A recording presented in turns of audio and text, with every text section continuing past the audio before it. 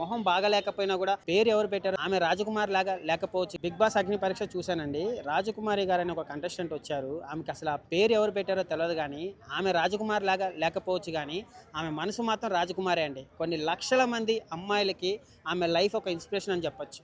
ముగ్గురు బిడ్డల్ని ఎలా సాకాలి, మొగుడు సరిగా లేకపోయినా ఎలా సాధించుకోవాలి, మొహం బాగా లేకపోయినా కూడా ఆ కాన్ఫిడెన్స్ని వదలకుండా ఎలా పోరాడాలి, ఇవన్నీ మనం ఒక రాజకుమారి అనే ఒక కంటెస్టెంట్లో చూసి మనం నేర్చుకోవాలండి. నాగార్జున గారు, మీరు కొన్ని లక్షల మందికి ఛాన్స్ ఇచ్చి ఉండొచ్చు, బట్ ఇలాంటి రాజకుమారి లాంటి వాళ్ళని తీసుకొచ్చి అలాంటి వాళ్ళకి ఛాన్స్ ఇచ్చి మీరు బిగ్ బాస్లో పెడితే అలాంటి వాళ్ళకి కప్ ఇచ్చారంటే బిగ్ బాస్ అనే షో నెంబర్ 1 షో అయిపోతుందండి. నేను ఇంతవరకు ఎంతోమందిని చూశాను, బట్ రాజకుమారి లాంటి ఆమె లైఫ్ చూసిన వెంటనే ఏడుపు వచ్చేసిందండి. రాజకుమారి అని పేరు పెట్టారు, ఆమె లైఫ్లో నిజంగా రాజకుమారుడు లేకపోవచ్చు, ఒక తాగుబోతుడు వచ్చిండొచ్చు, కానీ ఆమె మనసు మాత్రం నిజంగా రాజకుమారి అండి. అలాంటి కంటెస్టెంట్ నేను ఇంతవరకు నేను బిగ్ బాస్ 10 సీజన్లో చూడలేదు. ఈ సీజన్లో నిజంగా అగ్ని పరీక్ష అనే షో పెట్టారు, చాలా మందికి ఛాన్సులు ఇస్తున్నారు. కంపల్సరీ నిజమైన రైతు బిడ్డ మన ఝాన్సీ గారిని, మన ఈమె పేరు ఏం పేరు రాజకుమారి గారిని పెట్టి టాప్ 5లో ఉంచి టైటిల్ గెలవాలని నేను కోరుకుంటున్నాను. నిజంగా చాలా మంచిగా అనిపించింది. చాలా గర్వంగా ఫీల్ అవుతున్నా నేను. ఎంత గర్వంగా తెలుసా, ఒక అమ్మాయి అంత కష్టాలు పడింది, మంచి దెబ్బలు కూడా తగిలినాయంట పాపము, నిన్న చూసే యాక్సిడెంట్, కానీ ఓటమి అనేది అంగీకరించలేదు. గెలుపే గెలవాలి, ముందడుగు వేయాలి, నేను ఏదైనా సాధిస్తా అని చెప్పేసి వెళ్ళింది. చూసావా అగ్ని పరీక్ష వరకు. ఆ అమ్మాయి మాత్రము, దయచేసి ఇలాంటి వాళ్ళు అమ్మాయిలు ఉన్నారు, అబ్బాయిలు ఉన్నారు, టాలెంట్లో ఎక్కడ తగ్గరు. అలాంటి ఈ సీజన్ 1 నుంచి 9 వరకు ఇచ్చారు సెలబ్రిటీస్కి, పక్కన పెట్టేయండి. కానీ ఇప్పుడు కామన్ పీపుల్స్ 15 మంది ఉన్నారా, వాళ్ళనే తీసుకోండి మీరు. మేమందరం సపోర్ట్ చేస్తాం, బయట ఉండి మేము సపోర్ట్ చేస్తాం. అంటే ఈవిడ రాగానే వాళ్ళ హస్బెండ్ గురించి కొంచెం చెప్పడం జరిగింది. చాలా మంది ఏమంటున్నారంటే, అలా ఒక నేషనల్ టెలివిజన్ లో మీ హస్బెండ్ ని నెగిటివ్ చేయడం అవసరమా అనే క్వశ్చన్స్ కూడా సోషల్ మీడియాలో వేస్తున్నారు. అవును, అది ఎక్కడ వరకు కరెక్ట్ అంటారు?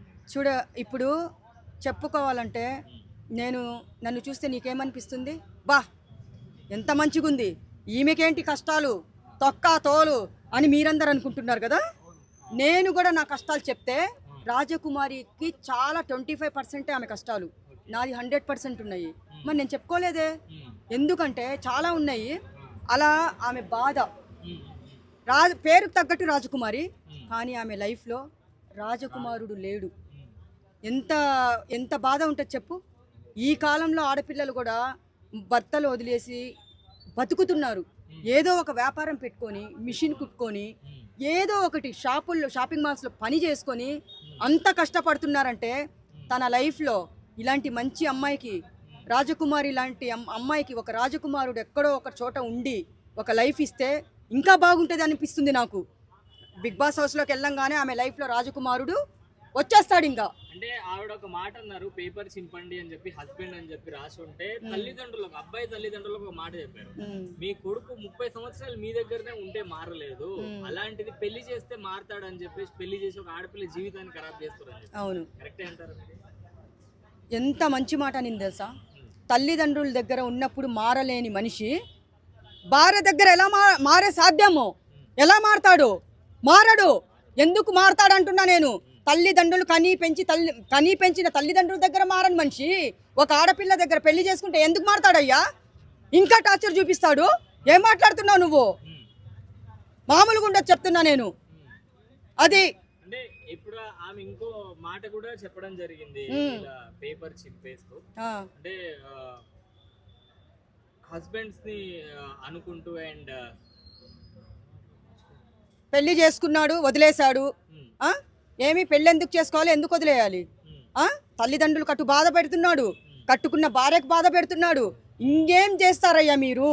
మీకు మాలాంటి మంచోళ్ళకి శాడిస్ట్ ముండా కొడుకులు దొరుకుతున్నారు. మంచి అమ్మాయిలేమో, చెడ్డ అమ్మాయిలకేమో మంచి అబ్బాయిలు దొరుకుతున్నారు. కానీ ఈ చెడ్డ అమ్మాయిలకి మంచి భర్తలు దొరికితే బతకనిస్తున్నారా? వేసేస్తున్నారు. అలా ఉంది రివర్స్ పార్టీ ఇక్కడ.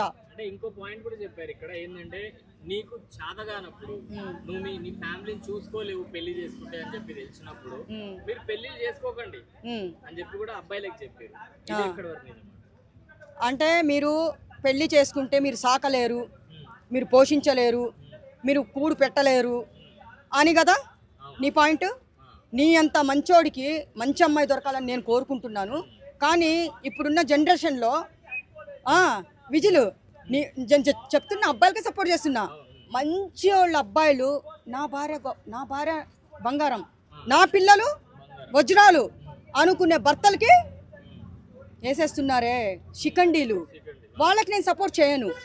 మంచి అబ్బాయిల లైఫ్లో ఇలాంటి షికండీలు వస్తున్నారు, మంచి అమ్మాయిల లైఫ్లో సైకోలు వస్తున్నారు. చెప్పాలి అలాంటిది, మేము బాధలు చెప్పాలి, మా కష్టాలు చెప్పాలి. సైకో వీడు అని చెప్పేసి మరి మా కష్టం ఎలా తెలుస్తుంది, మా బాధ ఎలా తెలుస్తుంది? మమ్మల్ని పంపించడానికి కూడా ఒక ఛాన్స్ అక్కడ చూపించుకోవాలి కదా. రాజకుమారి చేసింది అదే. అది ఓవరాల్ గా ఎలా అనిపించింది? బిగ్ బాస్ లో గెలుస్తారా? అగ్ని పరీక్ష నుంచి బిగ్ బాస్ హౌస్ కి వెళ్తారా రాజకుమారి గారు? నేను చూసిన తర్వాత అగ్ని పరీక్ష దాకా వచ్చిన అమ్మాయి బిగ్ బాస్ హౌస్లోకి అడుగు పెట్టాలని చాలామంది కోరుకుంటున్నారు. ఆ మందిలో కూడా 100 మందిలో కూడా నేను కూడా సపోర్ట్ చేస్తాను అమ్మాయికి. కానీ ఇలాంటి వాళ్ళకి దయచేసి కామన్ పీపుల్స్కి టాలెంట్ ఉన్న వాళ్ళ అబ్బాయిలు కూడా వస్తున్నారు, ఇవ్వండి. ఇస్తే నాగార్జున గారు ఓటింగ్ వేసేస్తాం, మా ఇష్టం వచ్చిన వాళ్ళని మేము గెలిపిస్తాము. ఆ అమ్మాయి చివరి వరకు వస్తుందా? ఓకే, నో ప్రాబ్లం, చివరి వరకు కూడా మేము తీసుకుని పోతాము.